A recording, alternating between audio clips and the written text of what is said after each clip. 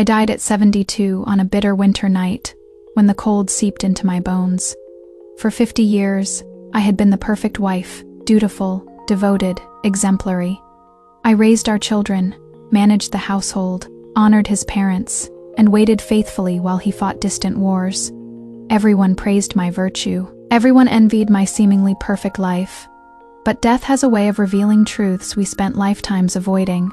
When my soul drifted north to the borderlands for one final goodbye, I discovered something that shattered every beautiful lie I'd believed. He had another family, another home, another love. Hola, what do you think of our story? Your support is my motivation to keep updating. Feel free to click on the homepage to see more of the full story. Please make sure you are in a comfortable position. We'll begin the main story shortly. Leave a comment below and tell us which city you read our story in. For 3 years, he hadn't returned to the capital, not because of military duties, but because he chose her over me. I watched them walk hand in hand through the snow, heard him promise to stay by her side until the end, saw the tenderness in his eyes that I thought belonged only to me. I am old now, and your health is poor. I want to spend more time with you. I don't want to miss your final moments, he told her gently. The words cut deeper than any blade. What about my final moments? Hadn't I just died, alone in the capital waiting for him? As fury consumed me, as my spirit twisted into something dark and vengeful, a voice echoed from the heavens, already becoming a vengeful ghost. How disappointing. Fine, since I am in a good mood today. I'll give you another chance. Don't waste it this time. When I opened my eyes again, I was lying in a dark mountain cave, with the sound of familiar breathing beside me. I reached out and touched the cross-shaped scar on his back. I had returned to the night I saved Sebastian, the night that bound us together in my previous life. But this time, I would not make the same mistake. This time, before dawn broke, I slipped away, leaving no trace that I had ever been there. After I was reborn, I threw myself at Sebastian as he was brewing medicine. The very next day, I personally went to the general's manor and broke off our engagement with my own hands. In my previous life, we had seemed perfectly matched. While he fought on distant battlefields, I managed the household in the capital, served his parents, and raised our children. We lived together until we were surrounded by grandchildren, until I reached 72 and caught a fatal chill that winter. Afterward, my soul wandered, longing to see him one last time in the Northern Territories to say goodbye. But when I arrived, I discovered the truth. He had lived with 2 families all along, one in the capital and one in the borderlands. After my death, my spirit floated above the general's manor. When the white guard of the underworld came to collect me, I shamelessly begged him to let me visit the borderlands to see Sebastian one more time before accompanying him to the afterlife for reincarnation. Perhaps my persistence was truly annoying.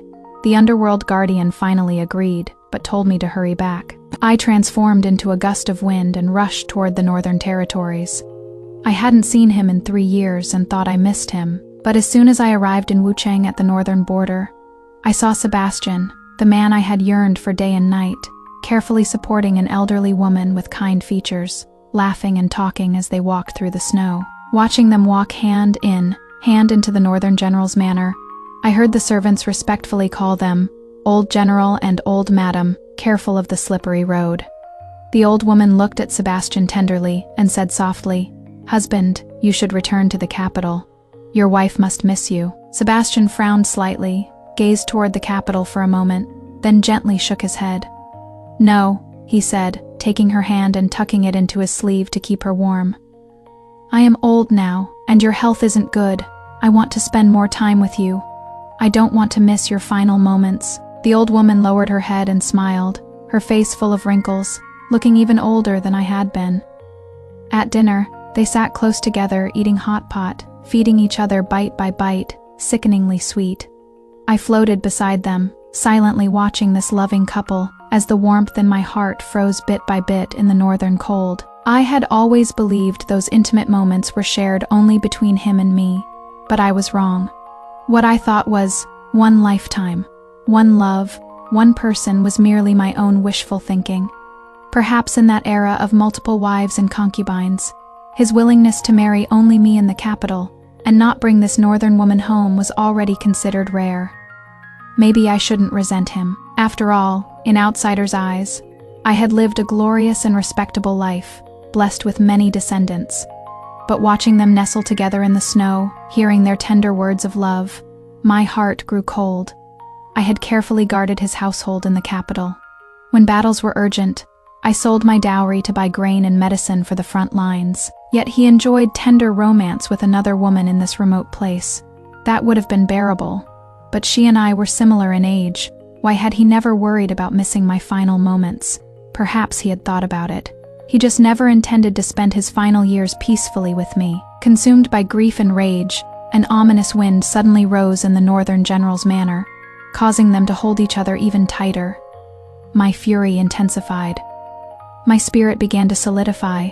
My hair turned white, my nails grew black and long. With blood, red eyes, I appeared before them, roaring as I rushed forward. Ah, a sigh suddenly echoed from the cold sky. Immediately, a silver thread descended from above, easily binding me, already becoming a vengeful ghost. You really can't handle much, can you? Fine. I am in a good mood today. I'll send you back to live another life. This time, don't disappoint anyone. A breeze blew from the sky, instantly extinguishing my overwhelming hatred. Soon after, I lost consciousness. When I awoke, I found myself lying in a dark mountain cave with someone breathing evenly beside me. I trembled as I examined my surroundings in the dim light. The scene felt eerily familiar, making my heart tighten. To confirm my suspicion, I reached out and gently touched the back of the person beside me. Sure enough, I felt a cross-shaped scar. I could almost certainly confirm this person was Sebastian. This was the scene from when I saved him during my coming-of-age year, when he had collapsed from poison in the mountains. Recalling the sigh from the heavens before I lost consciousness, I had my answer. I had been reborn. Before he woke, I fumbled for my clothes, dressed quietly, and slipped out of the cave. By moonlight, I made my way down the mountain step by step. I remembered that in my previous life, he had exhausted me greatly that night. He didn't wake me until after dawn. The cave had been dark then. Only when I dressed and stepped outside into the sunlight did he see it was me, and breathe a sigh of relief. Because we already had an engagement and harbored feelings for each other. Even though something improper had happened prematurely, it didn't cause a disaster. But in this life, I didn't want him to know I was the one who saved him. The spring night was cold, and the mountain path was slippery. I walked all night, finally reaching the capital gates at dawn, hiding in a corner to straighten my clothing and hair. I then walked calmly into the city and returned to the humble cottage my grandfather had left me. My grandfather had been the Prime Minister, living a life of integrity. He left behind no grand mansion, only a simple cottage and 10 acres of land bestowed by His Majesty. These 10 acres were located beside Vermilion Bird Avenue, worth their weight in gold. But grandfather, having little money, had simply surrounded the land with a bamboo fence and planted vegetables. Over the years it had fallen into disrepair, overgrown with weeds, a peculiar sight in the capital. My parents died young. After grandfather passed, all he left me was this plot of land, the cottage, and a marriage contract with Sebastian of the General's Manor. And during my physical discomfort, I went to the kitchen to heat water and thoroughly washed myself. I gently placed my hands on my lower abdomen. Though I resented Sebastian, I had never resented our children.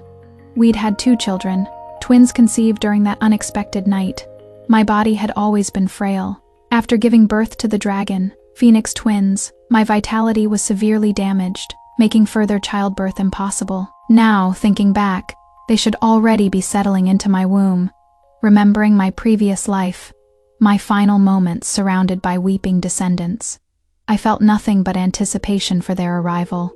Only this time, they would have no connection whatsoever to the General's Manor. After dressing, I took the marriage contract and a piece of white jade from the cabinet, placed them in a small box, and carried it to the General's Manor. The gatekeeper immediately ushered me into the main hall upon seeing me and sent someone to notify old General Vincent and his wife Lydia. Looking at the familiar grounds, a wave of bitterness washed over me. I, Aurora, granddaughter of the Prime Minister, had been well educated since childhood, blessed with a photographic memory. Grandfather raised me like a son, teaching me statecraft, strategy, astronomy, and geography. Nothing was withheld. But because I was a woman, I couldn't take the imperial examinations and enter officialdom like men. Because I fell in love, I became trapped within these square courtyard walls, my entire life consumed. In my previous life, I had been cautious and diligent in this household, only to discover that the love supporting my entire life was nothing but a joke. The most ethereal and absurd thing in this world is so-called romantic love. As I sat in the hall reminiscing, I waited for half an hour before Vincent and Lydia finally appeared, moving at a leisurely pace. "Aurora, what brings you here today?" Lydia feigned enthusiasm, grasping my hand with a smile on her face, but ice in her eyes. Since grandfather's death, their attitude toward me had changed completely. Without grandfather as my pillar of support, I was merely an orphaned girl with some literary reputation, hardly worthy of their precious son. In my previous life, only after Sebastian and I consummated our relationship, and I became pregnant, were they forced to reluctantly accept me. If I hadn't given birth to grandchildren, they probably wouldn't have bothered with even superficial courtesy. Whenever the manor held banquets or important events, it was always the second daughter, in-law from the minister's family, who took charge. They were afraid I would embarrass them. Recalling all this, I withdrew my hand from Lydia's grasp, opened the box, and handed her both the marriage contract and the white jade token. Her expression changed, her tone turning icy.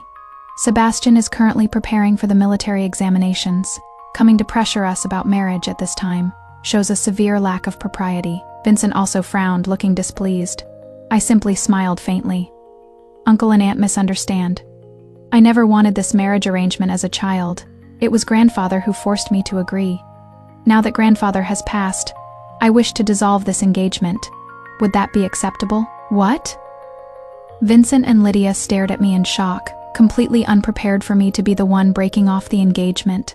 Acting as if I found their son unworthy, the two of them instantly burned with rage. "Aurora, how can you be so unfilial? Your grandfather's bones are barely cold, and you dare say such things. What about our Sebastian isn't good enough for you that you hold him in such contempt?" It was one thing for them to look down on this marriage, but being publicly rejected and humiliated was something else entirely. How could they accept it willingly? I looked at them calmly. In my previous life, even the slightest hint of their displeasure would have kept me awake at night. But now my soul was older than theirs, and I understood them completely. Why would I be afraid?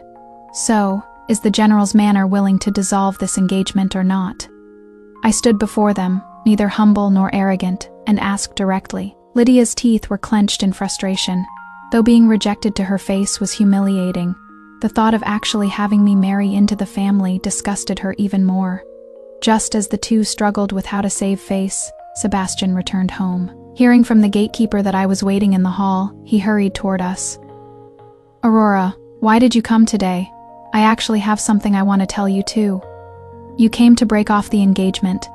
After hearing my words, Sebastian stared at me in disbelief. At 18, after years of martial training, he appeared more mature than his peers. But ultimately, he was young and hot-blooded. His emotions couldn't be concealed. He stared at me blankly, his eyes first showing disappointment, then anger. "Why, have you fallen in love with someone else?"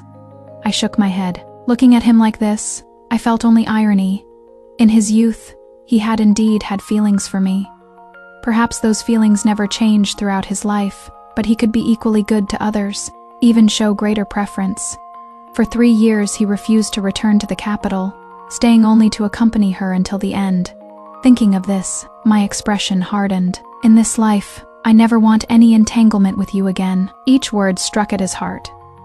"Previously, grandfather thought you were a suitable match and arranged this engagement behind my back without asking my wishes.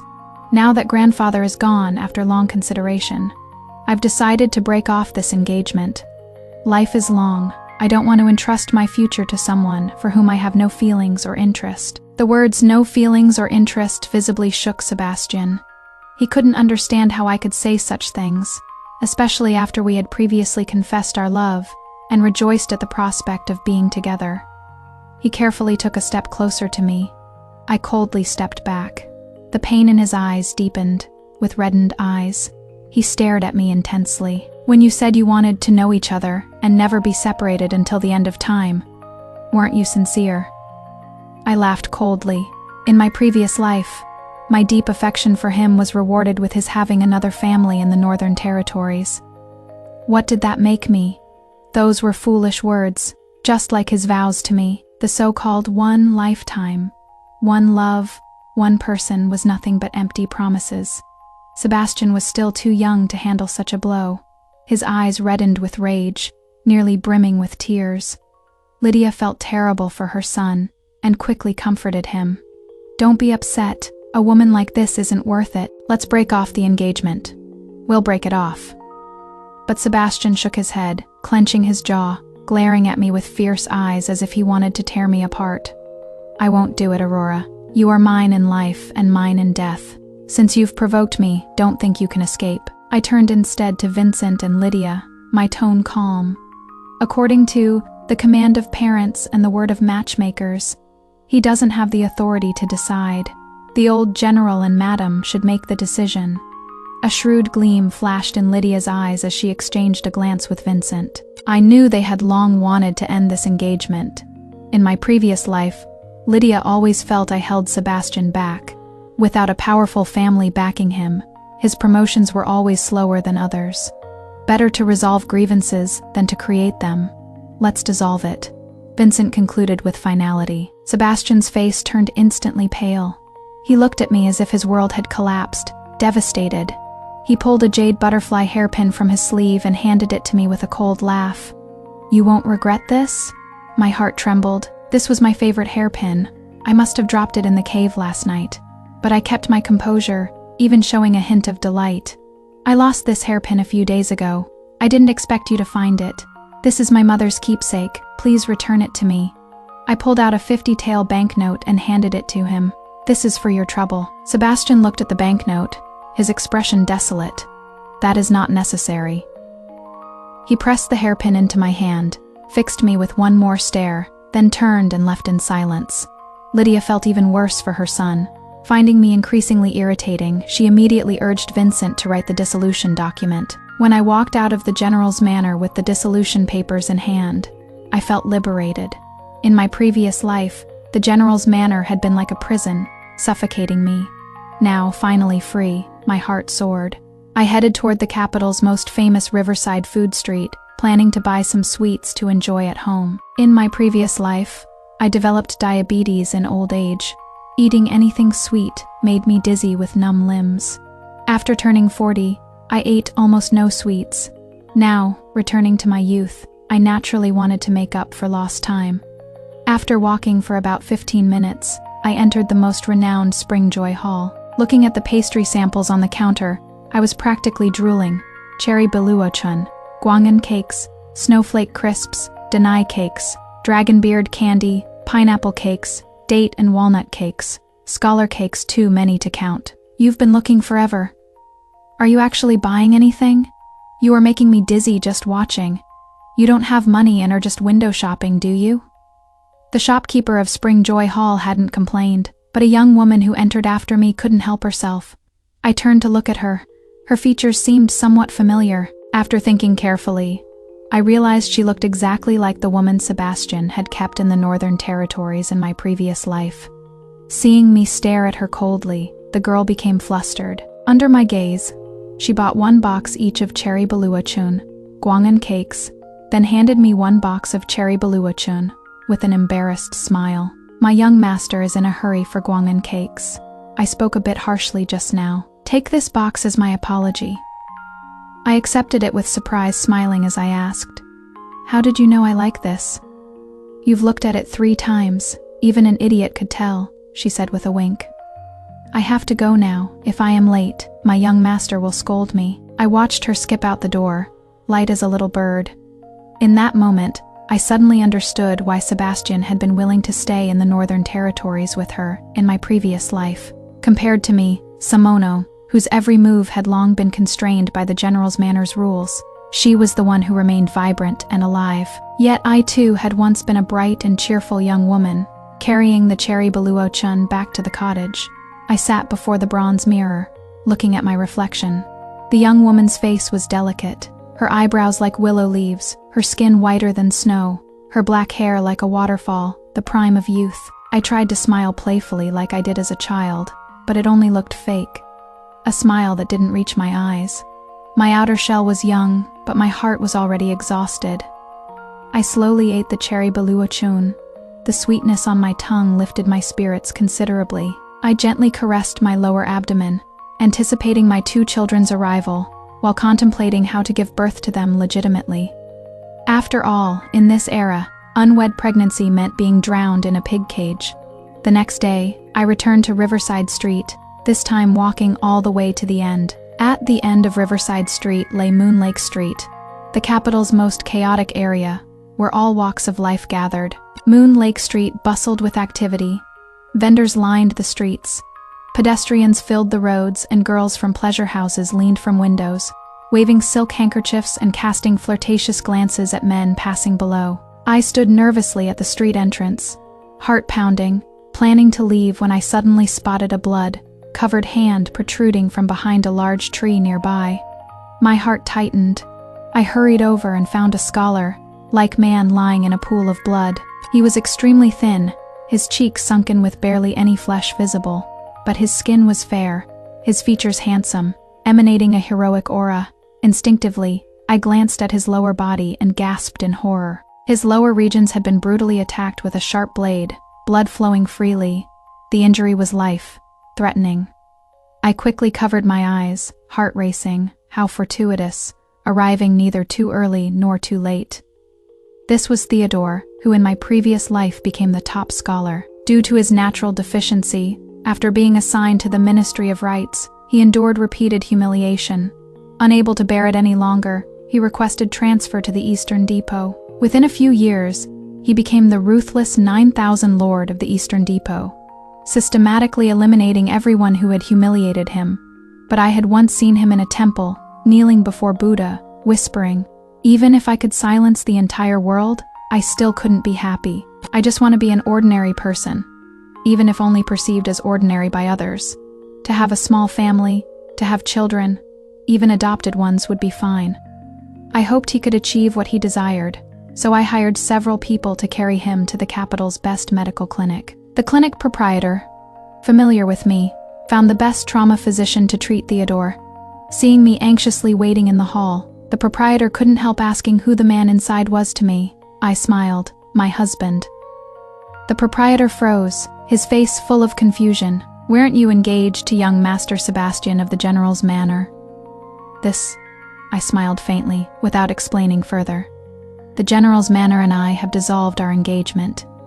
This news would spread eventually. Better that I announce it myself." Hearing this, the proprietor's expression turned complex, regarding me with more pity.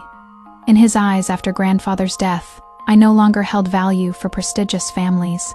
The dissolution was only natural. Most people still believed more in Vincent's character after all. His reputation for righteousness in his youth was well known. Even gambling houses in the civilian quarters had offered 10-to-1 odds that he wouldn't break the engagement. I had passed by wearing a veil the other day and placed 1,000 taels on it. In a few days, once news spread from the General's Manor, I could collect my winnings. 1,000 taels would become 10,000. Just thinking about it made me happy. "Since he is your husband, we'll do everything possible to save him. Please rest assured. Thank you, proprietor."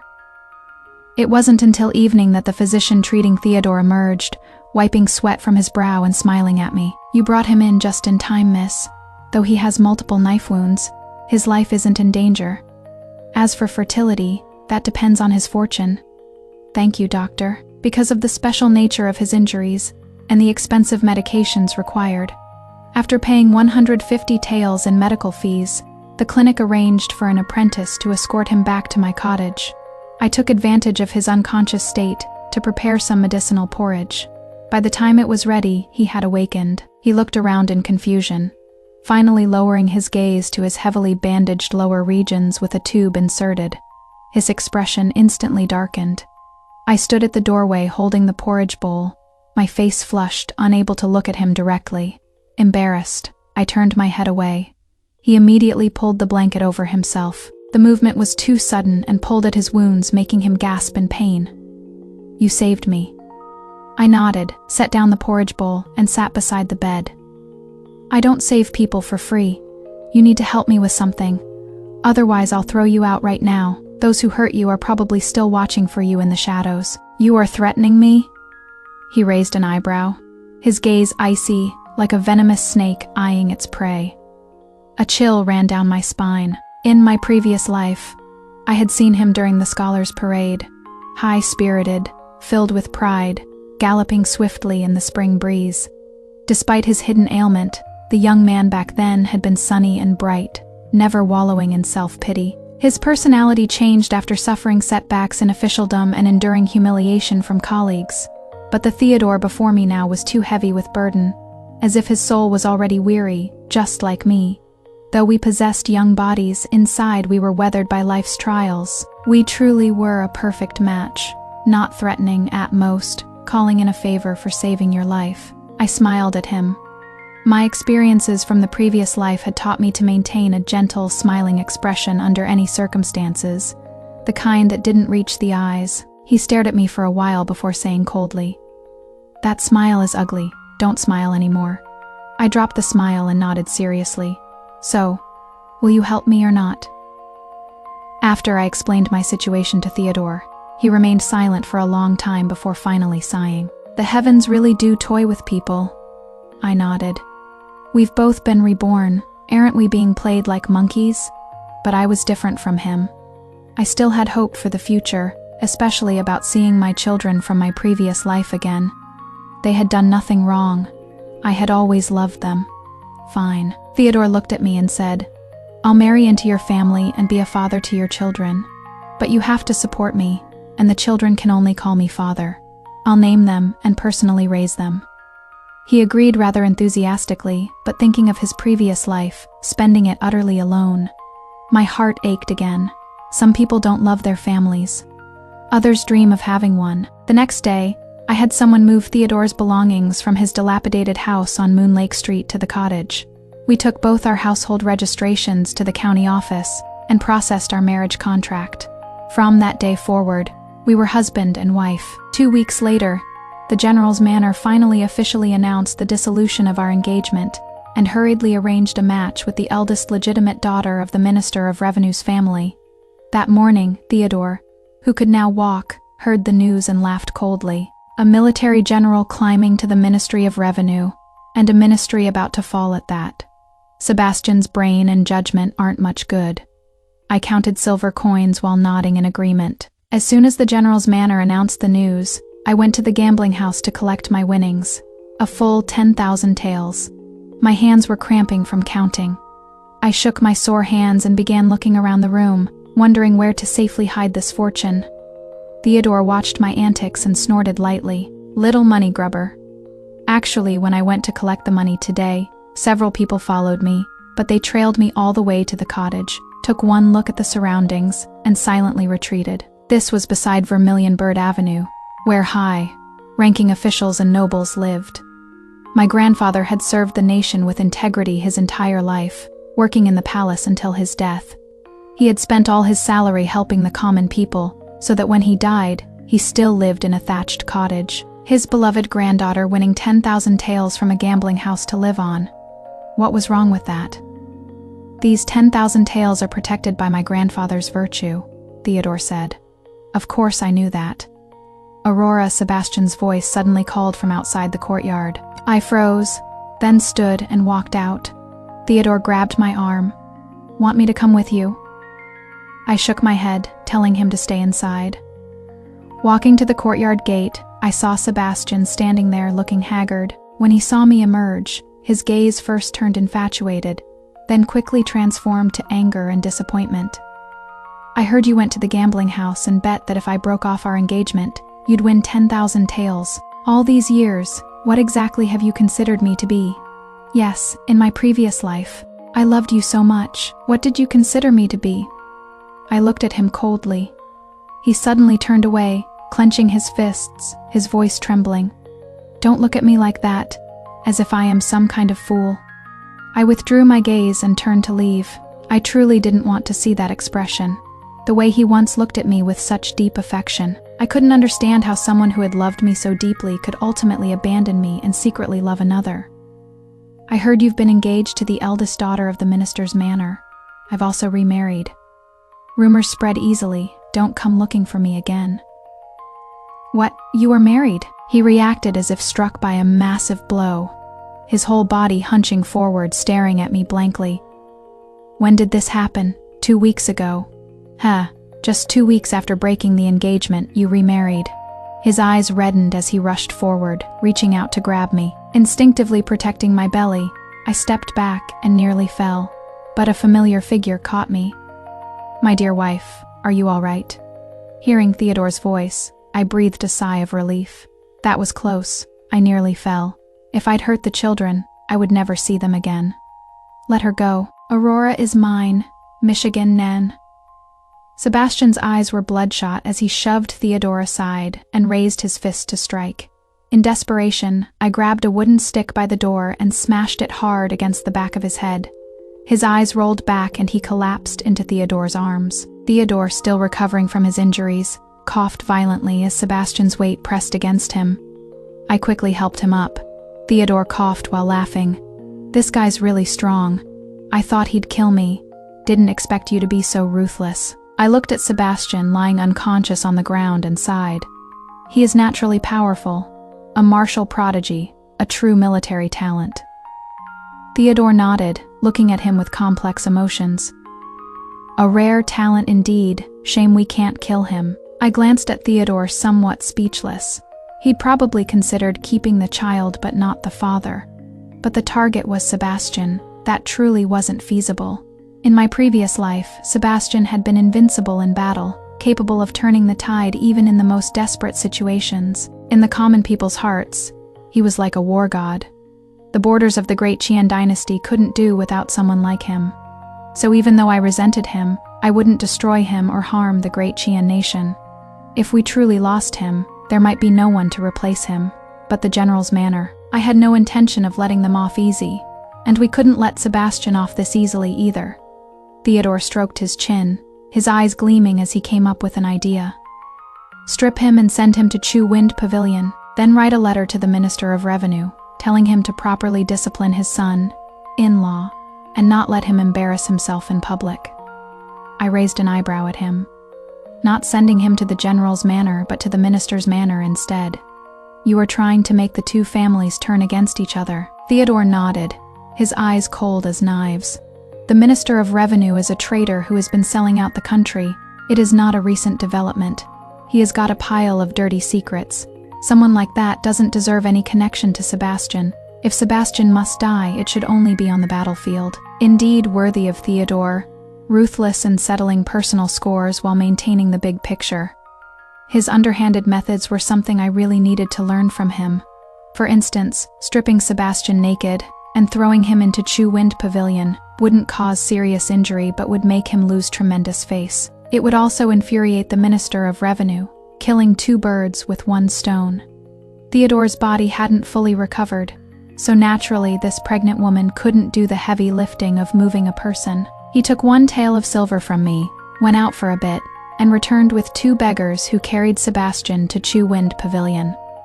Later I heard that when Sebastian woke up and discovered he was in Chu Wind Pavilion, he first flew into a rage, then fell silent. The most absurd part was that a courtesan insisted she'd shared an intimate story with him, and demanded he redeem her and marry her. Just as the situation was getting out of hand, the Minister of Revenue received the secret letter and rushed over to catch him. Upon entering, he saw his son-in-law being embraced by someone, both of them disheveled. He immediately exploded with rage. On the spot, he broke off the engagement. For a time, Sebastian became the laughingstock of the capital, talked about on every street corner. After the general's manor brought him home, he fell seriously ill. Once recovered, he stopped coming to trouble me, as if he'd completely forgotten I existed. He spent all day at the training grounds, claiming to prepare for the autumn military examinations. I didn't care about any of this myself. It was all Theodore who had people gather information and tell me about it. The news that I'd remarried also spread. The incident where Sebastian came to provoke us, and we sent him to Chu Wind Pavilion, had been witnessed. We hadn't deliberately concealed this matter, so the general's manor naturally knew about it. But they were in the wrong first. Vincent ultimately cared about face, so after the incident, he closed his doors and avoided going out. The entire General's Manor kept a much lower profile. 9 months later, I successfully gave birth to a pair of dragon Phoenix twins. In this life, I hadn't entered the General's Manor, didn't need to pay morning respects, didn't have to listen to Lydia's indirect criticisms, and didn't need to watch every word. My pregnancy was easy and comfortable. With money in hand, I had physicians and midwives come for examinations. Combined with experience from my previous life, everything went smoothly. Both children were plump and healthy, unlike the frail babies from my previous life. What surprised me most was Theodore. Throughout my pregnancy, he stayed close by, bringing tea and water, caring for me meticulously. He even slept outside my bedroom door, worried I might feel unwell at night. When the weather turned cold, I couldn't bear to see him suffer like this, so I added a couch in my room and let him move in. He worried about making me uncomfortable, but I simply said, "We're already married in this life. These are things we'll have to get used to eventually." He paused, then accepted happily. The cottage was old and dilapidated, not suitable for major construction during pregnancy. But now that the children were born and we had money, I hired craftsmen. We built green brick walls, created a garden in the front courtyard, and constructed a library to house all the books grandfather had collected throughout his life. The back courtyard became a vegetable garden. In the middle, we built a 3-courtyard residence, not luxurious, but comfortable to live in. Above the entrance, we hung a plaque with grandfather's own book dwelling. The wish grandfather couldn't fulfill in his lifetime was realized through me. Whenever I thought of this, my heart ached. Grandfather lost his parents early, lost his wife in middle age. My mother died giving birth to me, and my father, his only son, went missing on the northern battlefield, never to be heard from again. He raised me through hardship, refusing even to hire a wet nurse. I was raised on food and milk from neighboring women, one mouthful at a time. So after giving birth, I distributed celebratory eggs both to nobles and common people. The General's Manor didn't come to celebrate, which was expected after all. The broken engagement had completely severed ties between our two families. 20 years ago, grandfather had saved old General George's life. At the time, they were profusely grateful. But once the old man passed, that debt of gratitude faded. In my previous life, after I married in, they never mentioned it. If I occasionally brought it up, the General's Manor ladies would accuse me of manipulating favors for gain, though I hadn't suffered terrible mistreatment in that household, and eventually took charge of the household, managing affairs for Sebastian, and eliminating his worries. Every time I used the governing strategies grandfather taught me to deal with inner household intrigues. My heart ached. What others viewed as wealth and glory felt like a cage to me. Worse still, after death I discovered he had another woman outside, someone he refused to leave. It filled me with resentment.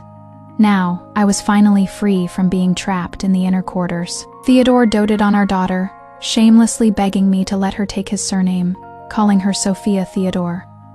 Our son would take my surname, Lucas Aurora. This way, grandfather would have descendants, he said. A loyal official should not be without heirs. If you can't even protect your own descendants, who would want to be a loyal official? I found this reasoning sound.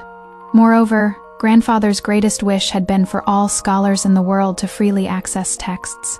He believed books shouldn't be privately hoarded but openly shared. Otherwise, they would eventually be damaged or lost, causing a break in civilization. He used to say, use culture to transmit spirit, use culture to reach prosperity together. Now that grandfather was gone, I still remembered his ideals. So I posted a notice opening the library to the public, inviting scholars from across the land to come study. I noted that books could be copied but not removed. I underestimated grandfather's influence. The day after posting the notice, not only did countless scholars arrive, but also great Confucian scholars from the Imperial Academy, and half the court's high officials came to my door. The scene spiraled out of control. The house and courtyard were packed so tightly you couldn't move. Sweating cold sweat, I quickly closed the doors before dark and thanked guests, telling everyone we needed to establish new rules. We couldn't continue in such chaos. Fortunately, the visitors were all reasonable people who expressed understanding and went home to await the new regulations. It was overwhelmed while Theodore leisurely strolled with the children and sipped tea in the back courtyard. When I returned to find him so relaxed and carefree, I inexplicably grew angry, especially seeing the gloating look in his eyes. I glared at him through gritted teeth. "You knew this would happen, didn't you?" He shushed me with a smile, finishing coaxing the children, then pulled me into the inner room's bathing area. The tub was already filled with warm water and flower petals. "The hot water's ready. Wife, take a bath first and think about tomorrow's arrangements. I'll go make dinner." I sank into the tub, thinking about how in my previous life, the terrifying 9,000 Lord was now willingly playing house husband for me and the two children, hovering around the wet nurse, hovering around me. I should have been happy, but he seemed too content with the status quo. With the imperial examinations approaching, he used caring for the children as an excuse to refuse taking the test. I figured it was probably because in his previous life, he'd endured endless humiliation in officialdom. Later, after entering the Eastern Depot as a eunuch leader, though he had power, he had no dignity. Remembering his words before the Buddha, I let it go. He just wanted to have a family and be an ordinary person fine. Since he'd married into my family, I would support him. Then I began thinking about how to arrange things tomorrow so everyone could read while maintaining order. Perhaps I was too exhausted from the day. My body still hadn't fully recovered. As I thought things through, drowsiness overcame me. Before I knew it, I'd fallen asleep in the water. In my dreams, I saw grandfather. He looked at me with the same gentleness, pulling 10 taels of silver from his salary and pressing it into my hand. "Grandpa can't look after you properly anymore. Use this to buy hair ornaments. Buy things you like to eat. Don't always economize. Don't wrong yourself." I took the silver, remembering all the grievances from my previous life, and couldn't help throwing myself into his arms and crying. "Grandpa, I miss you so much. Did you think I lived too pathetically, which is why you never appeared in my dreams in the last life?" Grandfather gently stroked my head. "Child, what is past is past. Treat it like a dream. It wasn't a life or death grudge. Don't fixate on revenge. If you live brilliantly, those who wished you ill will naturally feel uncomfortable. In the end, you are happy and they're miserable. Isn't that wonderful?" This was grandfather's way of handling things. That is why everyone respected and loved him. Even the prime minister of an enemy nation wrote poems mourning him after his death. "Grandpa, in this life I'll definitely live well. I won't waste this life." Heh, my dear child is the best. When I woke, I was already in bed, wearing my favorite undergarment. Theodore entered carrying a bowl of steaming noodles. "When you were soaking in the bath for so long without making a sound, I had the wet nurse check on you. Sure enough, you'd fallen asleep in the tub. Weren't you afraid of drowning?" "Thank you. Don't thank me. It was the children's wet nurse who pulled you out of the water." He handed me the noodles topped with 2 golden fried eggs. I said irritably, "I am thanking you for making the noodles." Taking the bowl, I looked at his hands that should be holding a writing brush. After hesitating, I said, "Boy, a few reliable servants. Confining you to the back courtyard is truly wasteful." But he shook his head and smiled. "I used to believe in the gentleman stays far from the kitchen, but now I feel this small family is what I truly want. Don't worry about it. I've been to those heights before. To me, it doesn't mean much." Recalling his cold, gloomy demeanor from the previous life, then looking at his increasingly gentle smile now, I said no more. After eating the noodles, I went to the next room to check on our twins. They were sleeping soundly. I couldn't help kissing their foreheads. The more I looked at them, the more delighted I felt. In the previous life, as they grew older, our intimacy decreased and our conversations became more restrained. After they married and established their careers, our closest gesture was merely a brief embrace at emotional moments. Later, when I grew old, each time they left, I could only suppress my reluctance, hiding behind the door to silently watch them go. So being able to raise them again in this life filled me with immense joy. The next day, I posted a new notice. The book dwelling is currently poorly managed and temporarily closed to the public, but there are good things to come. Then I pulled out grandfather's notebooks he had once written. Block printing is too time-consuming and labor-intensive. If we could separate the character blocks and freely combine them to create new books for printing, We could save enormous cost and time. Additionally, the paper used for printing should be cheaper and more accessible to common people. Only then can knowledge truly be popularized. These 2 points were concepts grandfather developed during his final years while bedridden. He said if they could truly be realized, they would benefit all under heaven. Though the notes were somewhat disorganized, they detailed methods for dismantling wood blocks and reassembling character blocks.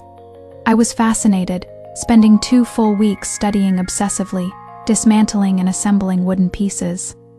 Once I had some understanding, I found a carpenter to help create a set of movable type. The results were disappointing. Either the wooden blocks swelled and deformed when wet, or the ink bled unclearly. Add to that, the expensive paper and ink, and popularization seemed extremely difficult. One evening at dinner, Theodore noticed I was distracted, just pushing rice around my bowl without eating. He finally sighed. "You've been too absorbed these past days. Why not go walk around the marketplace? You might find inspiration." I nodded, put down my bowl, and started to leave immediately, but he pressed me back down. "Eat first." I obediently ate, though my mind was already filled with various technical problems. The next day, following Theodore's suggestion, I went out. Passing Springjoy Hall, I suddenly craved sweets and decided to buy some to take back for Theodore to try. Unexpectedly, just as I entered, I ran into the 3 young ladies from the General's manor. They had been happily chatting, but seeing me, their expressions instantly turned cold. The third Miss snorted. "Oh my, if it isn't the ungrateful wretch. My brother treated her so well, yet she used their engagement as a bet, won 10,000 taels to support her impoverished husband, in-law. What a forgetful, ungrateful creature." I glanced at her, shook my head with a light laugh, and pulled out over a dozen loan receipts from my sleeve. "Since you are delivering your face to be slapped, don't blame me for being impolite." The 3 saw the stack of papers I produced and frowned at each other, exchanging panicked glances. Still, as ladies from a prestigious family, they wouldn't flee immediately upon hearing my words. The 4th Miss glared at me through clenched teeth. "What do you want?" I looked at these 3 young women raised in the inner quarters, who only understood household intrigue, and spoke calmly. 20 years ago, grandfather saved old General George's life. 10 years ago, when General Vincent was trapped at Black Wind Stronghold, grandfather borrowed money to ransom him. In the following years, when the General's manor's business suffered losses, they borrowed silver from my family multiple times to weather difficulties. When grandfather was old and frail, believing that with his favors to the General's manor, they wouldn't mistreat me, he arranged this marriage. Now grandfather has been gone 4 years. A year ago, when my mourning period ended, the General's manor kept postponing the wedding. The day I went to break off the engagement, passing the gambling house, I saw the betting pool common people had set up about me. My heart ached. Even outsiders could see the truth. Why was I still deluding myself? So I made a bold wager. Sure enough, when I entered your distinguished manor, your father said I was pressuring them about marriage at an improper time. The 3 young ladies clearly didn't know these details or understand Lydia's thoughts.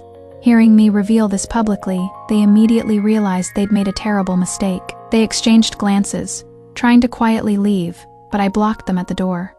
I waved the loan receipts.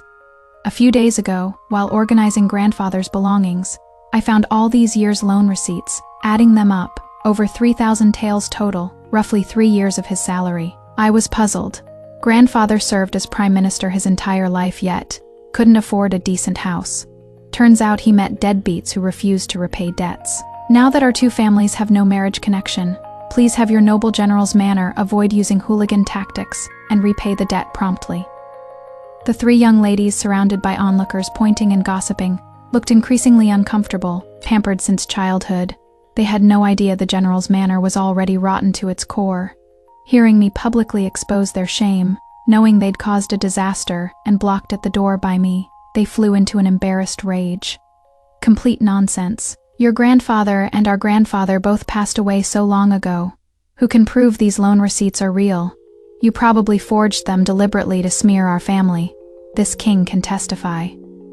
An aged voice suddenly came from the doorway. I turned to see the 70-something-year-old sage king standing outside Springjoy Hall with a stern expression.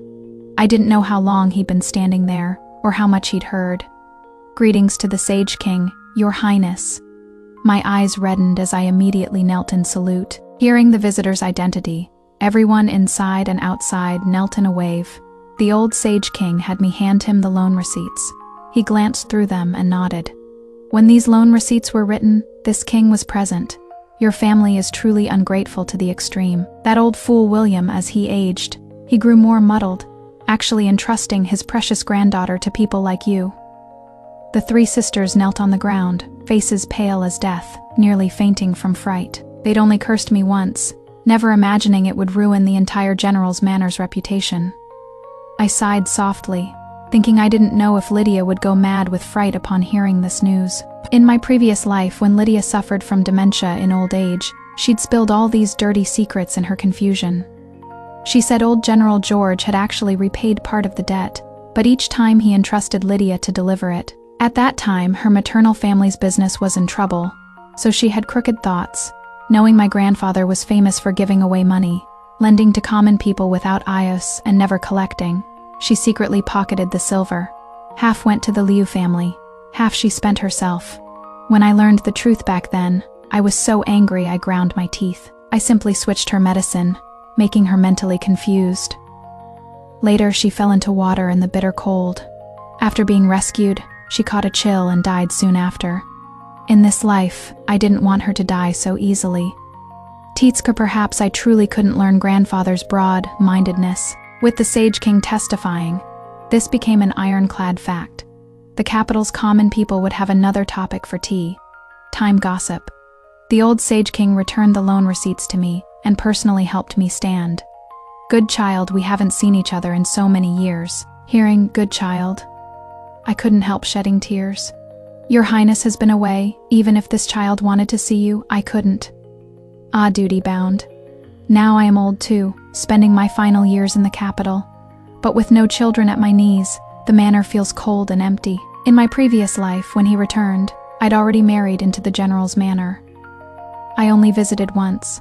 Soon after my visit, he passed away from illness. Actually, only I knew he didn't die from illness. With no old friends left in the capital, overwhelmed by longing for his deceased wife and their war, dead children, he ultimately chose to end his own life. I choked up and said, "I built the book dwelling according to plans grandfather drew up years ago. If your Highness doesn't mind, I'd like to invite you to come for retirement care." The old Sage King seemed to have been waiting for exactly these words. His eyes reddened as he nodded repeatedly. "Good, good, good." By then, quite a crowd had gathered outside Springjoy Hall, watching me invite the old Sage King back to the book dwelling. People's expressions varied, some envious, some sighing, saying only that families who accumulate goodness will have surplus blessings. The next day, news came from the General's Manor that Lydia had been divorced. With such a huge scandal and such tremendous loss of face, even though the silver borrowed by the General's Manor had been spent over the years by the whole family, someone still needed to take the blame. Lydia, old and faded, harsh toward concubines. Vincent hadn't taken a new concubine in several years, so she was divorced and became the scapegoat for all the crimes. At the same time, the General's Manor sent the debt amount plus interest, tore up the loan receipts, and considered the matter completely settled, also clearing themselves. I heard that when this news reached Sebastian, unable to bear seeing his mother suffer in her old age, he simply severed ties with the General's Manor and set up a separate household with his mother and 3 sisters. He also had someone deliver 2 pure gold safety locks and a letter. The letter read, "Aurora, knowing you don't wish to see me, I won't disturb you further. Please accept these gifts for the children. Also, I apologize on my mother's behalf to your grandfather and to you. She was greedy and confused. The General's Manor's ingratitude deserves this calamity. As a child, I cannot fail in filial duty. I hope you understand." I carefully examined the 2 gold locks, identical to those from my previous life, both personally crafted by him. Only this time, the names engraved were different, Sophia and Lucas. He'd certainly done his research. After some thought, I decided to keep them. Actually, regarding that debt, even without the Sage King's intervention, I could have forced Lydia to acknowledge it. It would have just required some effort and perhaps some underhanded tactics. But once the Sage King appeared, given his status, not to mention this being real, Even if it were fake, it could become real. This is the power of authority. When grandfather was alive, wasn't I sought after everywhere? Though no one courts me now, I am still protected by grandfather's virtue. In my previous life, whenever I encountered danger, there were always benefactors to help. In this life, Theodore treats me so well, partly because I saved him, but also because of his respect for grandfather.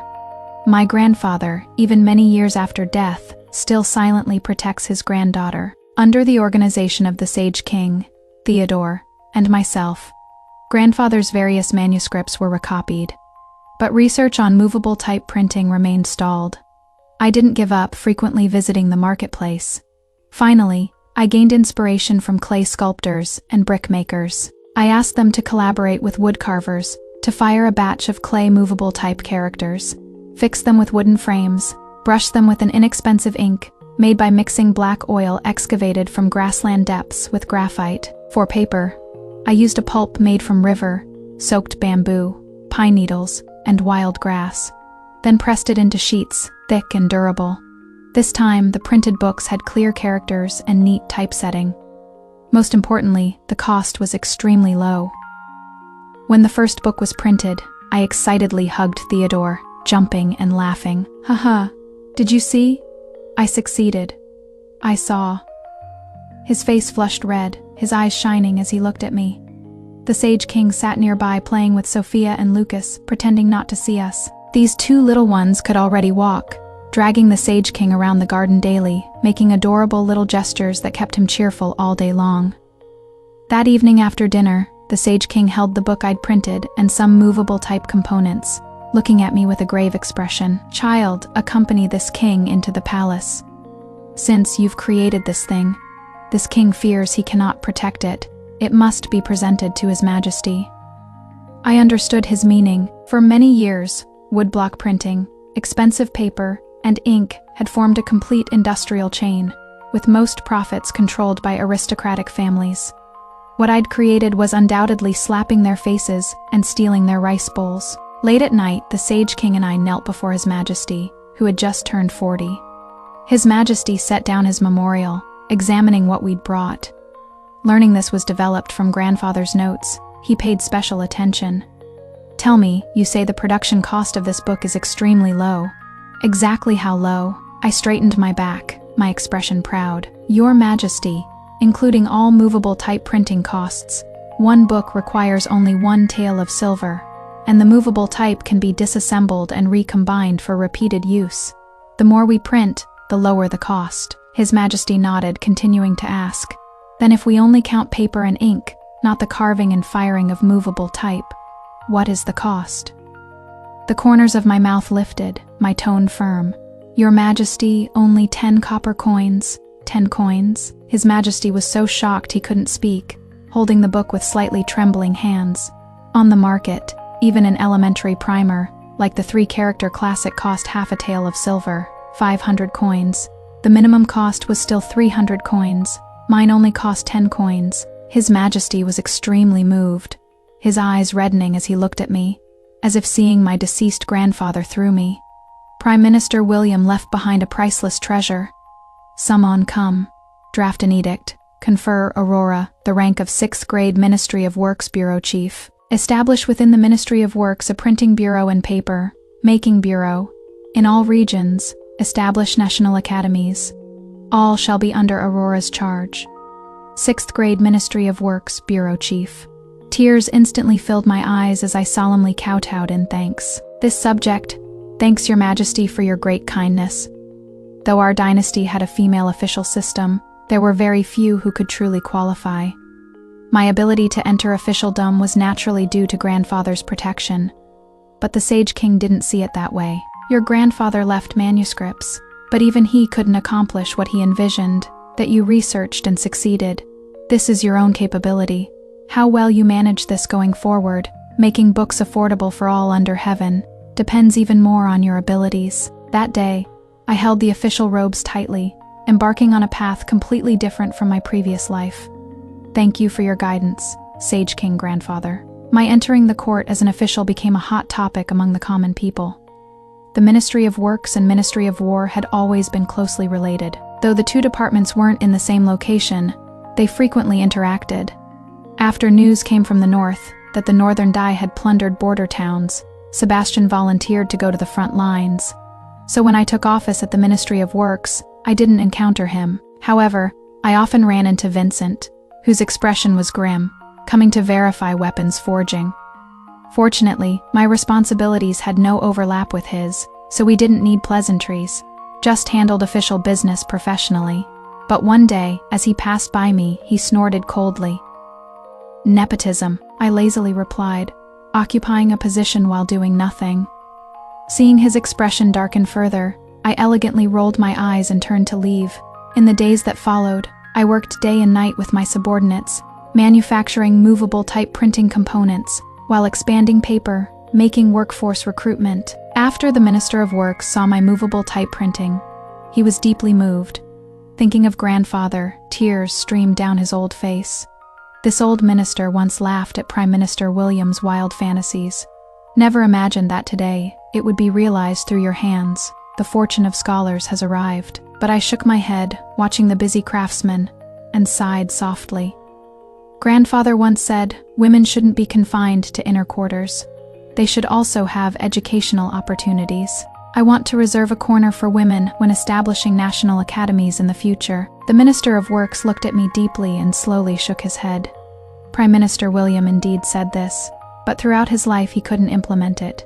Do you know why? I pressed my lips together and answered quietly. Fear of shaking the foundation of the nation, causing turmoil. The minister nodded. Political education for men has continued for millennia, while women mostly study poetry and literature. Undeniably, there are outstanding talented women, but the general perception is that women are too emotional. Being emotional leads to favoritism and chaos. Moreover, childbearing takes an enormous toll on women. Some give birth to over a dozen children in their lifetime. Even if they have talent, it is worn away through constant child-rearing. Therefore, cultivating a man costs less than cultivating a woman. Isn't this also society's prejudice against women? I disagreed. If we didn't teach women to regard their husbands as their guiding principle, how would they naturally be so emotional? If we practiced monogamy with only one son and one daughter, with couples raising children together, how would women be exhausted by childbearing? The problem actually lies in basic education. Solving it won't happen overnight, but someone must take the first step. I still want to try. The Minister of Works looked at me silently for a long while, finally heaving a long sigh without saying anything more, lowering his head to continue organizing documents. 5 years later, movable type printing, cheap paper, making, and ink technology, promoted by imperial merchants, rapidly opened up the market.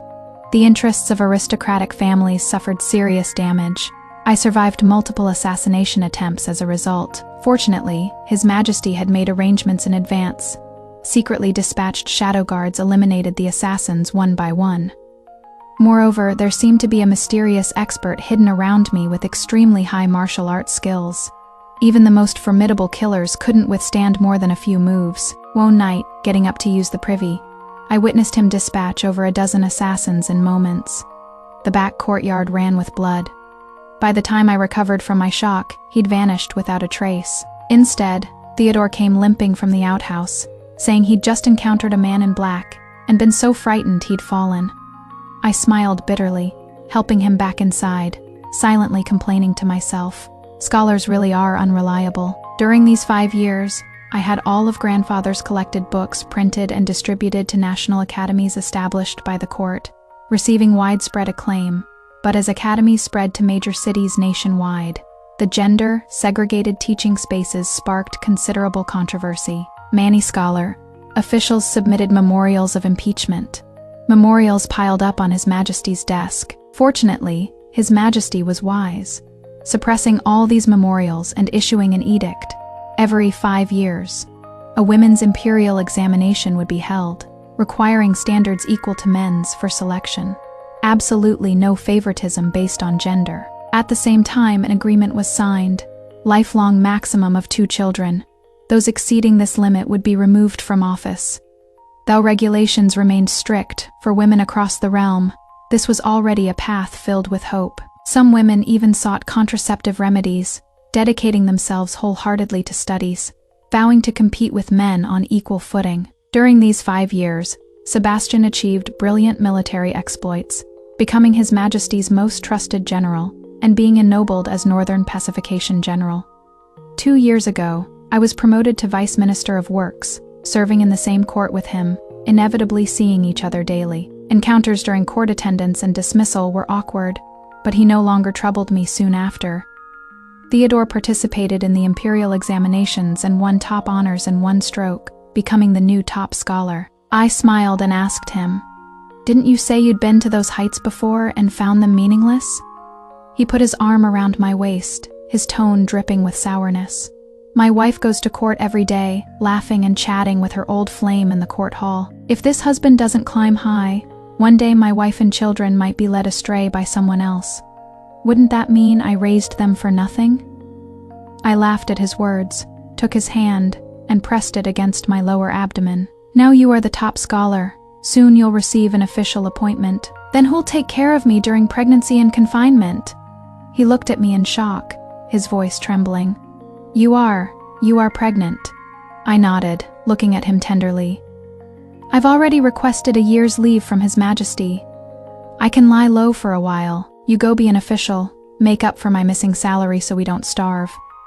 He held me tightly, burying his face in my shoulder. It was all wet. "Good. I'll also go to the Ministry of Works to hold your position for you." The following year, I successfully gave birth to another pair of dragon phoenix twins. Only this time, the birth was more dangerous than before. My younger daughter was in breech position. I labored in pain all night, nearly not making it through. Fortunately, the imperial physician arrived in time, using acupuncture to maintain my energy, while the midwife adjusted the baby's position, saving both mother and daughter. During confinement, Theodore secretly consulted the imperial physician and drank a sterilization decoction. When I found out, I felt both heartbroken and touched. I'd heard that medicine was extremely harmful to the body. That night, we nestled together, sorting through events from our previous and current lives, marveling at life's impermanence, while being grateful heaven gave us a chance to start over. A year later, news came from the borderlands. Sebastian was gravely wounded and refused treatment from a Meow Woman's sympathy GU, ultimately dying from infection. Hearing the news, I couldn't calm down for a long time, sitting by the window with 7-year-old Sophia and Lucas all afternoon. The children were very sensitive, sensing my low spirits. They stayed quietly with me without making noise. The following month, I received a letter written by Sebastian before his death. "Aurora, that night, I hid outside your bedroom and heard you and that man confide in each other. So you both had memories of previous lives. In your previous life, I wronged you. I thought that kind of intimacy belonged only to you and me. But it turned out you were the same, using it to bind that man to you. Now I understand. Losing you was my fate, destined to end this way. It seems there is no sympathy GU that can save me in this life." Theodore read it and sneered. "That is you from this life, the dazzling son he could never have. If these things hadn't happened, he'd still choose the sympathy GU." I shook my head and sighed. He should have chosen the sympathy GU after all. There is more to this world than romantic love. After Sebastian's death, Lydia, stimulated by the news, went mad and fell into water. Her body wasn't discovered until the next day. The general's manor subsequently collapsed. Someone reported Vincent for embezzling military funds. He was stripped of office and his household confiscated. The remaining 2 young masters fled south, their whereabouts still unknown. The 3 married young ladies, implicated by their maternal family's downfall, were all divorced by their husbands' families. But they had backbone, taking their children. They moved into Sebastian's old residence, closed their doors, and studied policy essays intensively, preparing for the women's imperial examination. After Sebastian's death, Theodore became troubled. He died too early. "The border situation will likely become unstable. Forget it. Your father will take the military examinations too." I raised an eyebrow, somewhat surprised. "You know martial arts?" I'd always thought he was a weak scholar. Otherwise, how could he have been injured so badly back then? Many years later, I learned he was originally the famous white-faced scholar Judge's Brush in the martial world. Because he refused the Martial Alliance leader's daughter, he was hunted down, Martial world people don't follow honor. Surrounded, poisoned, fighting in rotation, even someone made of iron couldn't withstand it. After struggling for a year, he fled miserably into the capital, turned to the court, seeking another way out. Theodore, substituting for Sebastian on the northern battlefield, relied on memories from his previous life, and managed to fight just as brilliantly. Only after each victory, he couldn't help sighing, "What a shame about Sebastian." We were often apart, similar to my situation with Sebastian in my previous life. He frequently invited me to live in the Northern Territories. I was more focused on women's education and post-education career paths. He always complained I didn't care enough about him, caring more about official duties. But I often said, besides romantic love, there are many things in this world worth loving. I love you. I love our children. And I also love this vast world. If you flourish, gentle breezes come naturally. Looking back now, as I sit in my study with gray at my temples, I realize something profound. In my first life, I defined myself entirely through Sebastian, as his wife, the mother of his children, the daughter-in-law of the general's manor. When I discovered his betrayal after death, my entire existence crumbled, because it had been built on a foundation of sand. In this second life, I built myself on my own foundation. Grandfather's legacy, my own innovations, my contributions to society, the family I chose rather than the one chosen for me. Theodore once asked me if I'd ever regretted leaving Sebastian. I told him honestly, I regret wasting 50 years of my previous life, but I don't regret leaving him in this one. Some people teach us what love should be, others teach us what it should never be. Our 4 children grew up knowing both their parents' devotion and independence. Sophia and Lucas from my first pregnancy both passed the imperial examinations. She in the women's examination. He in the men's. The younger twins chose different paths. Moan became a physician, the other a merchant.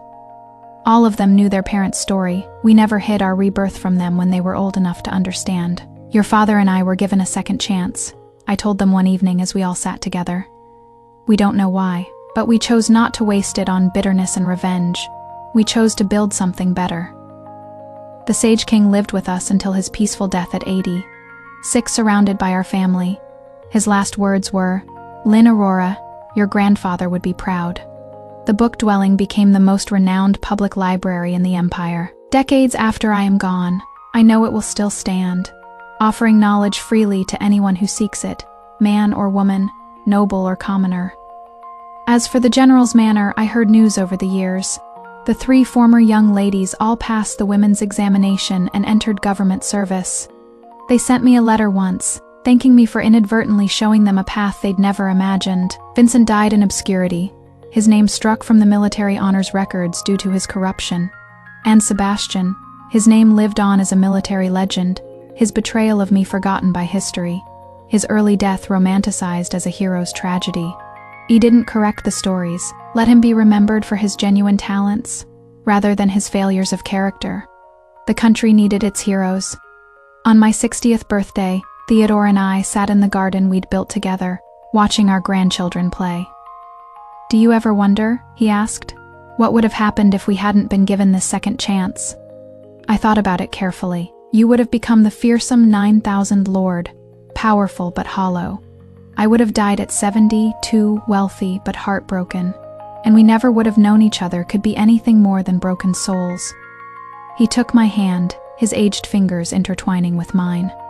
Then I am grateful to whatever force gave us this gift, even if I don't understand it. "Me too," I said softly. "Me too." As the sun set over the book dwelling, casting golden light across the garden, where our grandchildren laughed and our children debated policy, I realized something. Rebirth wasn't about revenge or righting wrongs. It was about reclaiming the life you were always meant to live. The one where you don't lose yourself in someone else's story.